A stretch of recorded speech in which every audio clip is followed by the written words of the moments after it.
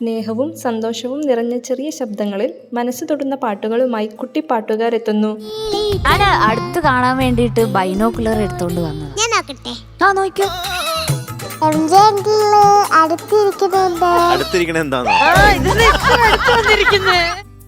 ലാളിത്യമുള്ള ശബ്ദത്തിൽ ഈ പാട്ട് മനസ്സിൽ ഒരു സുഖനിമിഷം തീർക്കുന്നു.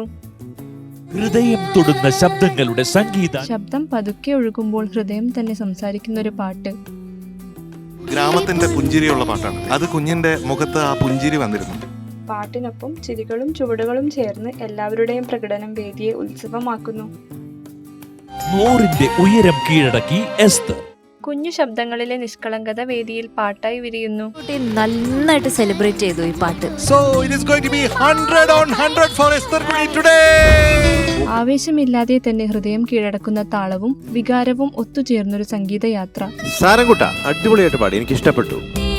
ഞാനാ പാടിയത് ഈ പാട്ട്. ഞാൻ താമസിച്ചിരുന്ന വീട്ടിലാണ് ഷൂട്ട് ചെയ്തത്.